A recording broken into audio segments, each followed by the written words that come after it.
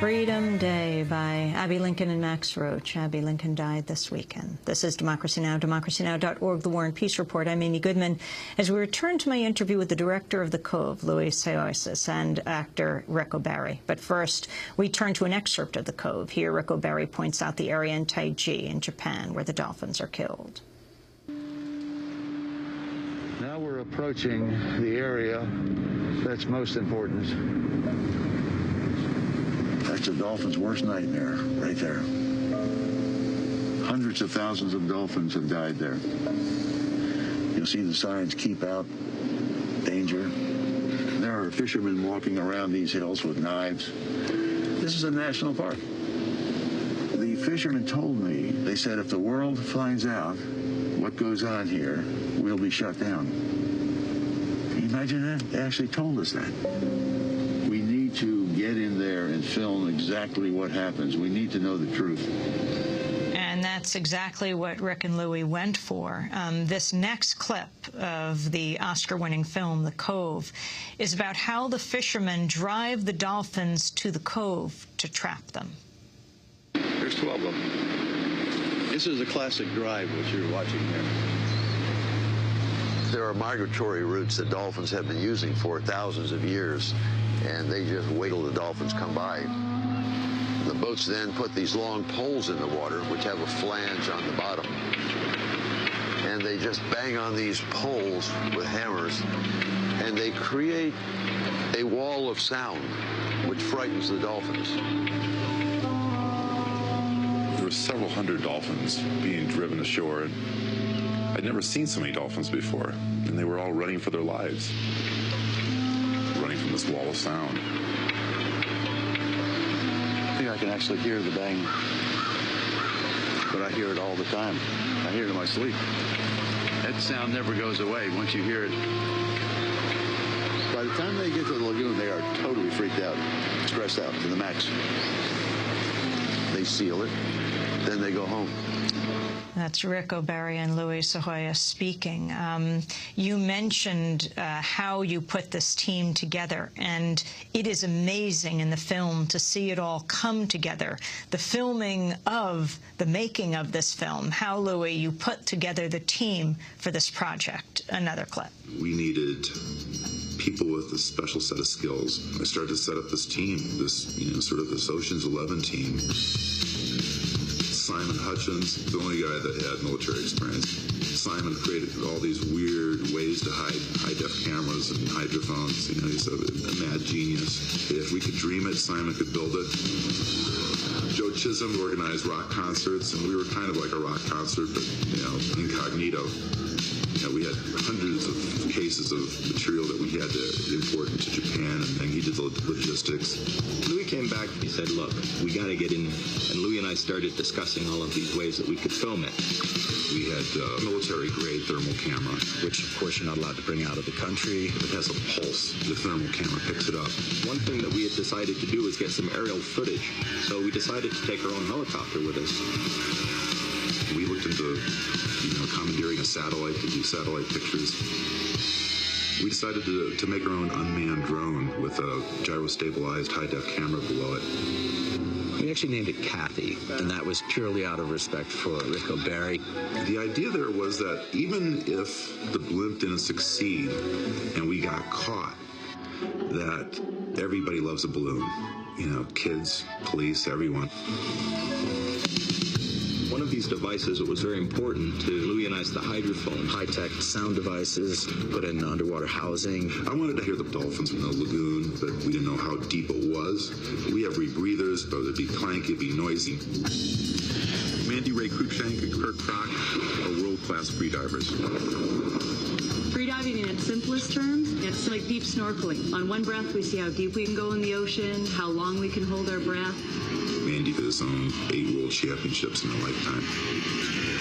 She can go down to 300 feet on one breath of air and come back up on her own power. They got on board pretty quickly when they found out what we wanted to do. That was Louie Psihoyos explaining how they brought together this, underwater dream team. Well, Louie, take it to the end, to how how you documented this remarkable mass murder of the dolphins. Yeah, well, the joke on the set, though, was we're all professionals, just not at this. You know, we had, you know, people from, you know, amazing people, world champion freedivers, all these people came together and, you know, we just used the skills, the best skills that everybody had to try to focus in on this one problem. And we came back with some remarkable stuff. I mean, when we met with the Taiji mayor's office, they said, we treat the dolphins like our relatives. We regard ourselves as the ancestors of relatives. We kill them as, you know, as quickly and painlessly as possible. And of course, what they do back there is anything but. Sometimes it takes hours for these animals to die. We have clocks on these things that we could, you know, we time how long it takes them to do a kill and how long it takes these animals to suffer. Sometimes a couple hours. They basically harpoon them and bleed them to death. But you know, the film is mercifully short on this. You never see a harpoon actually penetrate a dolphin. It's the imagery is actually very surreal. Fit this into the story of going to Tokyo and talking to people, because they justified it in Taiji, saying you are attacking our culture. Ric O'Barry, when you went to Tokyo and talked to people and said, is it your culture to kill these dolphins and eat their meat, you were met by shock from person after person you just interviewed on the street. Exactly, and even today, I mean, I was in New York yesterday with Japanese people, and they're shocked. This is not the Japanese culture. It's the culture of some few remote villages, perhaps, but not the Japanese people. I mean, they don't even know that it's going on. So, yeah, they're pretty shocked when they see the footage. And it's hard to believe it's been going on for 400 years, and people still don't know about it. Even places close to Taiji, Kikatsurta and Shingu and that area, Osaka, people are absolutely shocked. Can you talk, Rick, about the International Whaling Commission, the IWC, and the role of Japan in it to this day? The International Whaling Commission, I think, will go down in history as a ship of fools who failed miserably to do their job. You know, when I was at the International Whaling Commission meeting in the film with the television set, I was trying to bring attention to the fact that at that time 23,000 whales, dolphins are small whales, are being killed in Japan, and nobody in that room is talking about it. Just to clarify what you're saying, just to clarify, when you said when you were in there with a television set, you're not confusing it by saying a television, meaning a television camera. You were carrying a television set through the commission to show them the film on that set.